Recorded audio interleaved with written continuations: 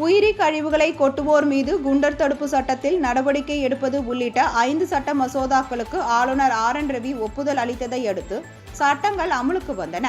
கடந்த மார்ச் மற்றும் ஏப்ரல் மாதங்களில் நடைபெற்ற தமிழ்நாடு சட்டப்பேரவை பட்ஜெட் கூட்டத்தொடரின் போது நிதி மசோதாக்கள் உட்பட 18 மசோதாக்கள் தாக்கல் செய்யப்பட்டு இறுதி நாளான ஏப்ரல் 29ஆம் தேதி நிறைவேற்றப்பட்டன.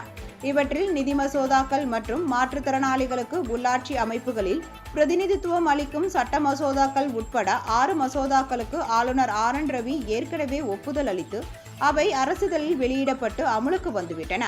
இந்நிலையில் எஞ்சியிருந்த 5 மசோதாக்களுக்கு ஆளுநர் ஆர்.என். ரவி ஒப்புதல் அளித்துள்ளார்.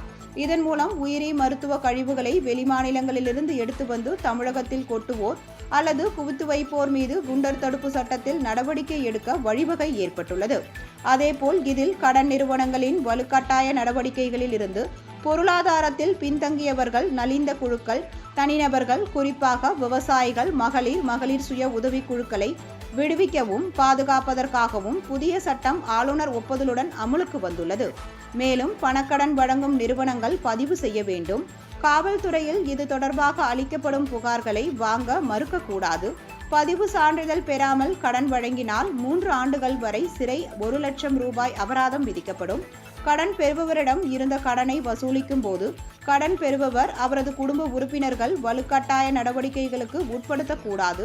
இதன்படி வலுக்கட்டாயப்படுத்துதல், வெளித்தரப்பு, வெளிப்புற முகமை சேவையை பயன்படுத்துதல், முக்கிய ஆவணங்கள், பொருட்கள் அல்லது வீட்டு உடைமைகளை வலுக்கட்டாயமாக எடுத்தல் போன்றவை நடைபெற்றால் 3 ஆண்டுகள் வரை சிறை அல்லது 5 லட்சம் ரூபாய் வரை அபராதம் அல்லது இரண்டும் விதிக்கப்படும் என்பது குறிப்பிடத்தக்கது.